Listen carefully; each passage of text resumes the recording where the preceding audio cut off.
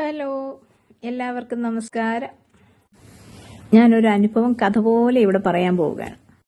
1980 കാലഘട്ടങ്ങളിൽ കൂടോത്രം മന്ത്രവാദമൊക്കെ കൊടികുത്തി വാണിരുന്ന ഒരു കാലഘട്ടം. ഇപ്പം ഒരു കോഴി നമ്മുടെ വീടിന്റെ അതുവഴി പോയ വഴിക്ക് കോഴിക്ക് മുട്ടയിടാൻ മുട്ടിക്കോഴി ഒരു മുട്ടയങ്ങിട്ടു. ഏതെങ്കിലും ഒരു വീടിന്റെ വാതിലാണെങ്കിൽ സ്വാഭാവികമായിട്ടും അതിറങ്ങി വന്ന് കാണുന്ന വീട്ടുടമസ്ഥൻ അല്ലെങ്കിൽ ഉടമസ്ഥ അലറി ബഹളം ഉണ്ടാക്കാൻ തുടങ്ങും. ആരോ കോഴിമുട്ടയ്ക്കകത്ത് കൂടോത്രം കൊണ്ടുപോയത് നമ്മൾ നശിക്കാൻ ഏതാണ്ട് ചെയ്തേ എന്ന് പറഞ്ഞിട്ട് ഭയങ്കര ബഹളം. പിന്നെ വീട്ടുകാർ തമ്മിൽ അടിയായി പിടിയായി. അങ്ങനെ കൂടോത്രത്തിലൊക്കെ നന്നായിട്ട് വിശ്വസിച്ചുകൊണ്ടിരുന്ന ഒരു കാലഘട്ടമാണ്. പക്ഷെ അന്ന് ഞങ്ങളുടെ വീട്ടിൽ ഞങ്ങൾ അതിനെ അങ്ങനെ വിശ്വസിച്ചിരുന്നില്ല. ഞങ്ങളുടെ വാപ്പിച്ചാണേലും പറഞ്ഞു തരും അത് അന്ധവിശ്വാസമാണ്, അങ്ങനെയൊന്നും വിശ്വസിച്ചുകൂടാ. പിന്നെ കുറേ ആൾക്കാർ നമ്മളെ പേടിപ്പിക്കാനും പിന്നെ കുറേ ആൾക്കാർക്ക് പൈസ ഉണ്ടാക്കാനും ഒക്കെ ഉള്ള മാർഗങ്ങളാണ് ഇതൊന്നും വിശ്വസിക്കല്ലേ. നമ്മൾക്ക് ഓരോ മതവും ഓരോ ജാതിയും അവരവരുടെ വിശ്വാസങ്ങളുണ്ട്. ആ വിശ്വാസങ്ങളിൽ ഉറച്ചു നിന്നുകൊണ്ട് ഇപ്പം നിങ്ങൾക്ക് പറഞ്ഞിരിക്കുന്ന അല്ലെങ്കിൽ നമുക്ക് പറഞ്ഞിരിക്കുന്നത് ഖുറാനുണ്ട്. ഖുറാൻ വായിക്കുക, നമസ്കരിക്കുക, ദൈവത്തോട് നേരിട്ട് കാര്യങ്ങൾ പറയുക, ഇങ്ങനെയാണ് ഞങ്ങളോട് പറഞ്ഞു തന്നിരിക്കുന്നത്. അങ്ങനെ പറഞ്ഞു തന്ന ആള് ഒരു ദിവസം ഇതുപോലെ നമ്മൾ അന്ന് ഈ സമയത്ത് ഒരുപാട് ബുദ്ധിമുട്ടുകളും കഷ്ടപ്പാടുകളും ഒക്കെ ഉണ്ട്. അപ്പം നമ്മൾ എന്തായാലും ഇങ്ങനെയുള്ള കാര്യങ്ങളിലൊക്കെ വിശ്വസിക്കും. കാരണം എന്തിനിറങ്ങി തിരിച്ചാലും നഷ്ടവും നാശവും മാത്രമായിട്ടുള്ളൊരു കാലഘട്ടം. എന്തിനിറങ്ങി തിരിച്ചാലും നഷ്ടങ്ങൾ. നമ്മൾ എങ്ങനെയൊക്കെ എന്തൊക്കെ ഉണ്ടാക്കാൻ പോയാലും ഒന്നിലും വിജയിക്കത്തില്ല. തലയും കുത്തി താഴെ വീഴുന്ന ഒരവസ്ഥയിലേക്ക് ബാങ്ക് ലോണുകൾ അങ്ങനെ കടബാധ്യതകളൊക്കെ ആയിട്ട് നട്ടം തിരിയുന്ന ഒരു കാലഘട്ടം.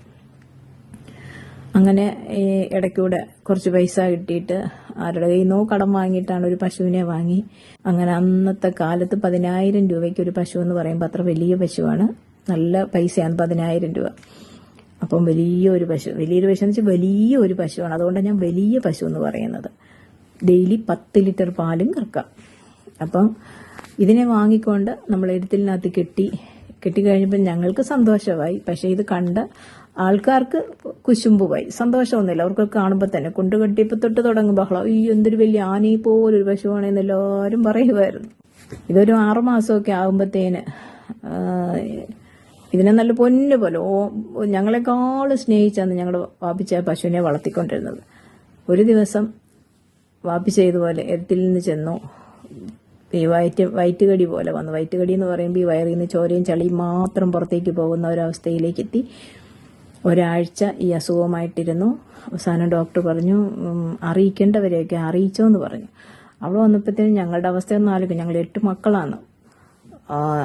കുടുംബക്കാരും ആരുമായിട്ടും വലിയ ഇടപാടുകളും സഹകരണങ്ങളും ഒന്നുമില്ല. എന്ന് വെച്ചാൽ ഞങ്ങൾക്ക് പാവങ്ങളായി പൈസയൊന്നും ഇല്ലാത്തതുകൊണ്ട് അങ്ങനെ ആരും വലിയ സഹകരണമൊന്നും ഇല്ലാത്തൊരു കാലഘട്ടമാണ്. അങ്ങനെ ഞങ്ങളെല്ലാവരും ചുറ്റൂരുന്ന് കരച്ചിലാണ്. എൻ്റെ ഉമ്മിച്ച വാവിച്ചായി കെട്ടിപ്പിടിച്ചിരിക്കുമോ. ഞങ്ങളെല്ലാവരും ഭയങ്കര കരച്ചിലും ബഹളമൊക്കെ ആയി. ഇങ്ങനെ ഇരിക്കുമ്പോഴേ ഞങ്ങളുടെ അപ്പുറത്തൊരു ചേട്ടൻ അതുവഴി പോയത്, കുറച്ച് ദൂരോട്ട് താമസിക്കുന്ന ആ ചേട്ടൻ വന്നിട്ട് പറഞ്ഞു, എന്തോ പറ്റി ഉമ്മിച്ച, ഇവിടെ എല്ലാവരും കരയും പിടിക്കുകയൊക്കെ ചെയ്യുന്നില്ല, എന്താ പ്രശ്നമെന്ന് ചോദിച്ചു. പറഞ്ഞു വാപ്പിച്ചായിക്ക് സുഖമില്ല എന്ന് പറഞ്ഞ് ഞങ്ങളെല്ലാവരും കൂടെ പറഞ്ഞു അതുകൊണ്ട് നിൽക്കുന്നത് അവിടെ. ഞങ്ങളുടെ പറമ്പിൽ ഒരു കുഞ്ഞു കദളിവാഴ നിൽപ്പുണ്ട്. ഈ കദളിവാഴ എന്ന് പറഞ്ഞാൽ നിങ്ങൾക്കറിയാം, അത് നമുക്ക് പച്ചമരുന്നുകളെ മാത്രം കിട്ടുന്നതാണ്. എനിക്ക് തോന്നുന്നു അമ്പലത്തിൽ പൂജയ്ക്കും പിന്നെ മെഡിസിൻ ഉണ്ടാക്കുന്നതിനും ഒക്കെ ആയിട്ട് ഉള്ളൊരു കൊലയാണ് അത്. വാഴയാണ് അത്, കദളിവാഴയാണ് അത്. ചെങ്കദളിയുണ്ട്, സാധാ കദളി. പഴമെന്ന് വെച്ചാൽ വളരെ ചെറുതായിരിക്കും. അപ്പൊ ഈ കൊല അവിടെ നിൽക്കുന്ന പറഞ്ഞ് ഉമ്മിച്ച ആ കൊല ഇങ്ങ് വെട്ടിക്കൊണ്ട് വാ എന്ന് പറഞ്ഞിട്ട് ആ കൊല ചെറിയ വാഴയുവാ ആ കൊല വെട്ടിക്കൊണ്ട് വന്ന് പറഞ്ഞു, ഇത് ഉപ്പും ഇട്ട് കഴുകും ഒന്നും വേണ്ട, ജസ്റ്റ് അരിഞ്ഞ് ഉപ്പിട്ടിട്ടൊന്ന് വറ്റിച്ചിങ്ങെടുത്തോണ്ട് വന്നിട്ട് മുതലാളിക്ക് കൊടുക്കാൻ പറഞ്ഞു.